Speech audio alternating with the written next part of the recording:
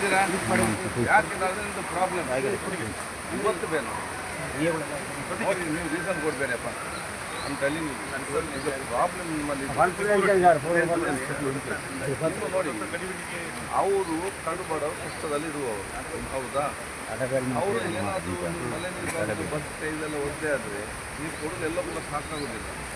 ಆದರೆ ಸ್ವಲ್ಪ ಮಟ್ಟಿನ ಪಾತ್ರೆ ಅದು ಇದೆಲ್ಲ ತರಲಿಕ್ಕೊಂದು ಇಲ್ಲ, ಅದಕ್ಕೆ ಬೇಕು ಇನ್ನೊಬ್ಬನ ಕೈ ಬಲಿಯವನು ಬೇಡುವಂಥ ಪರಿಸ್ಥಿತಿಯವರಿಗೆ ನೀವು ನಿರ್ಮಾಣ ಮತ್ತು ನಿಮ್ಗೆ ಏನು ನಿಮ್ಮ ಕಿಸೆಯನ್ನು ಕೊಡ್ತಾ ಮತ್ತು ತಕ್ಷಣ ಕೊಡಬೇಕಲ್ಲ ನೀವು.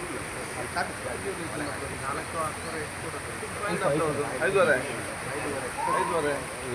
ಪ್ರಾಬ್ಲಮ್ ಏನು? ತಕ್ಷಣ ಕೊಡಬೇಕು ಅದನ್ನು.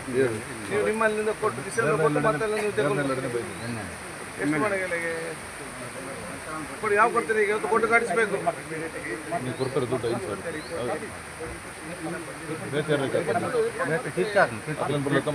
ನಿಮ್ಮಲ್ಲಿ ನೋಡಿ, ನಿಮಗೆ ಸಿಸ್ಟಮೇ ಇದೆ. ಎಮರ್ಜೆನ್ಸಿ ಯಾಕೆ?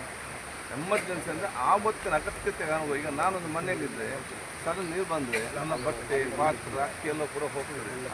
ಆವಾಗ ನನಗೆ 2-3 ದಿವಸಕ್ಕೆ ನಾನು ಇನ್ನೊಬ್ಬನ ಕೈ ಬಲಿಗೆ ಹೋಗಿ ಕೈ ಚಾಚಬಾರ್ದು ಅಂತ ಹೇಳಿಕೊಂಡೆ ತಾತ್ಕಾಲಿಕ ಕೊಡುವಂಥ ವ್ಯವಸ್ಥೆ. ತಕ್ಷಣ ನಿಮ್ಗೆ ಕೊಟ್ಟರೆ ಏನು ಪ್ರಾಬ್ಲಮ್?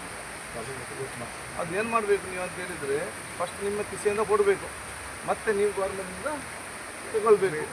ಅದೇನೀಗ ಇದರಕ್ಕೆ ಆಯಿತಾ? ನೋಡಿ, ಇಂತೆಲ್ಲ ಬಡವರಿಗೆ ಏನು ಮಾಡ್ತೀವಿ ನೀವು? ಸ್ವಲ್ಪ ಒಂದು ಸೋಮವಾರದಲ್ಲಿ ಸರಿ ಮಾಡಿ ಕೊಡ್ತಾರೆ. ಗಾಡಿ ಪೋಪ್ಲೆಕ್ಕ ಅವೇ ಇಂಜಿನಿಯರ್ ಅವರೇ, ನೀವು ಕಳಿಸಿ ಏನು ಮಾಡಿ ಕಾಣ್ತಾರಲ್ರಿ ನೋಡಿ, ಅವರು ಬರೋರಿದ್ದಾರೆ. ಮಾತಾಡೋದು ಲೇಟ್ ಆಗಿದೆ. ಸ್ವಲ್ಪ 4 ಬೊಬ್ಬೆವರಕ್ಕಿದ್ರೆ 24 ನೀವು ಕೆಲಸ ಮಾಡ್ತೀವಿ.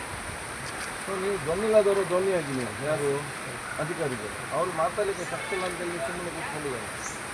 ನಾವು ಇದ್ದೇವೆ ದೊಡ್ಡವರ ಒಂದು ಯಾರಾದರೂ ಮನೆ ಇದ್ದರೆ ನೀವು ಒಂದು ದಿವಸ ಕೂತ್ಕೊಳ್ಳಿ ಬಿದ್ದಿದ್ರೆ ಫೋನ್ ಮತ್ತು ಮೊಬೈಲ್ ಯಾಕೆ ಇನ್ಫ್ಲುಯೆನ್ಸ್ ಮಾಡಿಕೊಂಡು ಎಲ್ಲರ ಮಾಡಿ ನೀವು ಒಂದು ದಿವಸ ಇಲ್ಲಿ ಮನೆ ಜಲ್ಲಿ ಹಾಕಿ ಕೊಟ್ಟು ಅವ್ರು ಇನ್ನೊಂದು ವೆಹಿಕಲ್ ಹೋಗಲಿಕ್ಕೆ ಇಲ್ಲದೇ ಆಗ್ತದೆ. ಅವರು ಪಾಪ ಯಾರು ಇಲ್ಲ ಅಂತ ಸುಮ್ಮನೆ ಕೂತ್ಕೊಳ್ಳಿಕ್ಕೆ ಆಗ್ತದೆ. ಇದು ನಾನು ಬರಬೇಕು, DC ಬರಬೇಕು, ಇದು ನೋಡಿ ಅಗತ್ಯ ಉಂಟ. ಇದು ನೀವು ಕೂಡ ಹಾಗೆ ಮಾಡ್ತೀವಿ. ನೀವು ಮತ್ತೆ ಏನು ಮಾಡ್ತೀವಿ ನೀವೆಲ್ಲ?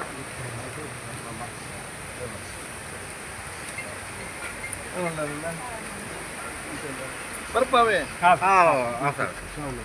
ಈಗ ಅರ್ಜುನ ಆಯ್ತು ಬಂದು